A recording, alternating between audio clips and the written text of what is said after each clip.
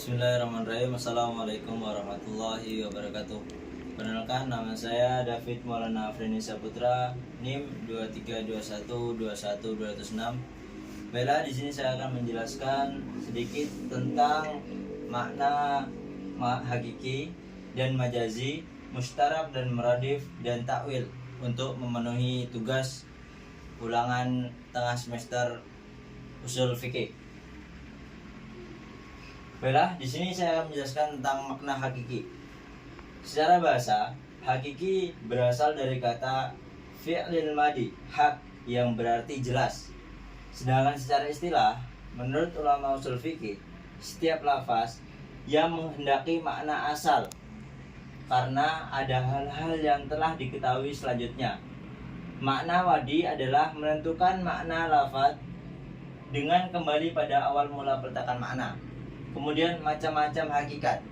Hakikat itu dibagi menjadi tiga, yaitu hakikat lughawi, hakikat urfi atau kebiasaan, kemudian hakikat syar'i.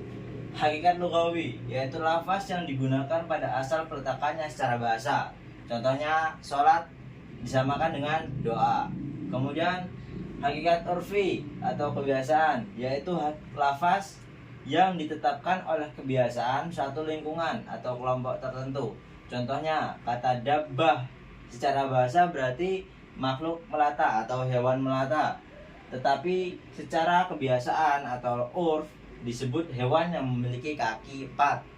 Kemudian hakikat syar'i, lafaz yang digunakan untuk makna yang ditentukan untuk itu oleh syarak.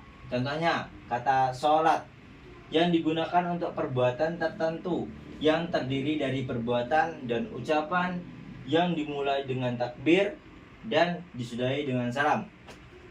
Kemudian yang kedua yaitu makna majazi. Secara bahasa, majaz yang artinya meninggalkan atau menempuh suatu tempat. Sedangkan menurut istilah, majaz dalam menggunakan suatu kata bukan pada makna asalnya karena adanya qarinah atau indikasi yang mencegah penggunaan makna asal, disertai adanya hubungan antara kedua makna yang digunakan dalam makna asal. Kemudian macam-macam majazi dibagi menjadi tiga juga, yaitu majaz lughawi, majaz urfi atau kebiasaan, kemudian majaz syar'i. Majaz lughawi menggunakan lafaz bukan untuk arti yang sesungguhnya karena adanya qarinah lughawi atau tuntutan kebahasaan. Contohnya asadun disamakan dengan pemberani. Kemudian majaz urfi atau kebiasaan yaitu menggunakan lafaz bukan untuk arti yang sesungguhnya karena adanya tuntutan kebiasaan yang tertentu. Contohnya kata dabbah disamakan dengan bodoh. Kemudian majaz syar'i menggunakan lafaz bukan untuk arti yang sesungguhnya karena ada qarinah syar'iyah. Contohnya lafaz ummahat bisa bermakna ibu atau nenek. Kemudian yang selanjutnya yaitu makna muradif. Muradif menurut bahasa artinya adalah membonceng atau ikut serta. Muradif yang dimaksud oleh ahli usul fikih adalah beberapa lafaz terpakai untuk suatu makna. Contoh seperti kata aman, janahu, dammah, salam, sulhu, hudnah memiliki makna yang sama yaitu damai. Kemudian dilalah muradif. Kaidah yang berkaitan dengan muradif, jumhur ulama menyatakan bahwa mendudukkan dua muradif pada tempat yang lain diperbolehkan selama hal itu tidak dicegah oleh syar'i.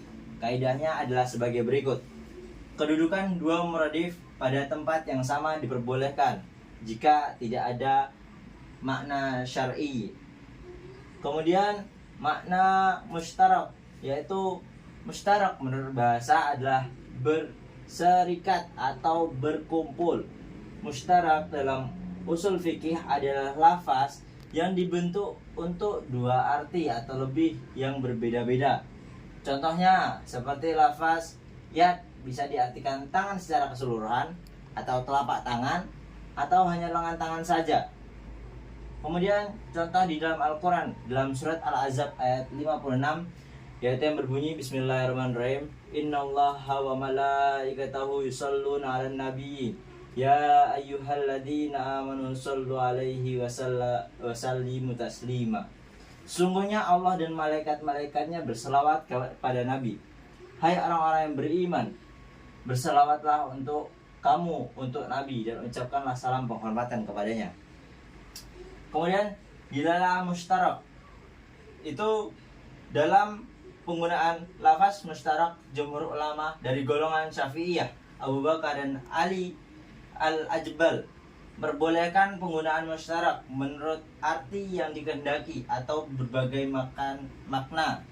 Kaidahnya yaitu menggunakan lafaz mustarak menurut dua atau beberapa arti itu diperbolehkan. Jadi diperbolehkan menurut Abu Bakar, Ali Al-Jabal. Kemudian sebab timbulnya lafaz mustarak. Sebabnya yaitu yang pertama, bertemunya bahasa dari kabilah-kabilah Arab yang berbeda. Masing-masing kabilah berbeda dalam menggunakan suatu makna untuk menunjukkan satu makna. Yang kedua itu terjadinya perkembangan, perluasan makna satu lafaz dari makna asal. Kemudian yang ketiga yaitu terjadinya makna yang memungkinkan antara makna hakiki dan majaz. Kemudian yang keempat, terjadinya makna yang memungkinkan diartikan antara makna hakiki dan makna istilah urfi. Kemudian yang kelima, asimilasi bahasa, misalkan antara bahasa Arab dengan bahasa Persia. Kemudian yang terakhir yaitu takwil. Secara bahasa, takwil berasal dari bahasa Arab yang memiliki arti kembali. Kemudian sedangkan secara istilah, takwil menurut ulama usuliyun merupakan pemindahan makna dari zahir kepada makna tersembunyi, karena adanya dalil yang menunjukkan bahwa itu lebih tepat dan sesuai dengan yang dimaksud. Macam-macam takwil ini terbagi menjadi dua, yaitu takwil Al-Quran atau hadis, kemudian takwil bagi nas. Takwil Al-Quran atau hadis diduga mengandung bentuk penyamaan sifat Tuhan dengan apa yang berlaku di kalangan manusia, padahal diketahui bahwa tidak ada yang menyamai Allah Subhanahu wa taala. Contohnya, yadullahi fawqa aidihim. Tangan Allah di atas tangan mereka. Al-Fat ayat 10. Kemudian takwil bagi nas khusus berlaku hukum taklifi yang berusaha mengkompromisasikan antara hukum dalam ayat Al-Quran atau hadis yang secara zahirnya terlihat bertentangan.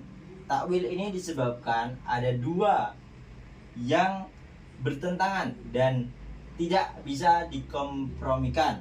Contohnya yaitu mentakwil surat Al-Baqarah ayat 240 yang bertentangan dengan surat Al-Baqarah ayat 234. Kemudian syarat takwil itu adanya penyebab terjadinya takwil seperti adanya pertentangan antara dua dalil dan akan sulit dijalankan jika tidak ditakwilkan. Maka di sini menghendaki untuk adanya takwil.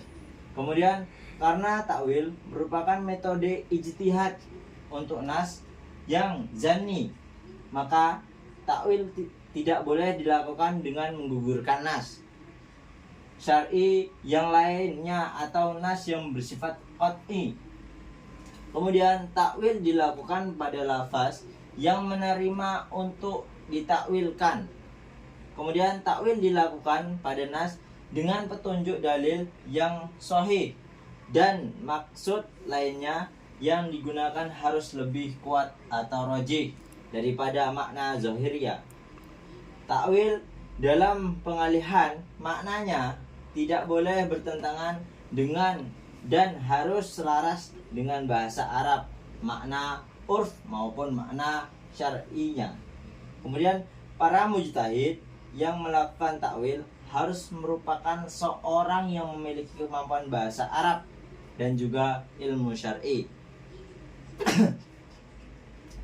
Mungkin hanya ini yang dapat saya sampaikan. Kurang lebihnya saya mohon maaf. Bila taufiq wal hidayah. Wassalamualaikum warahmatullahi wabarakatuh.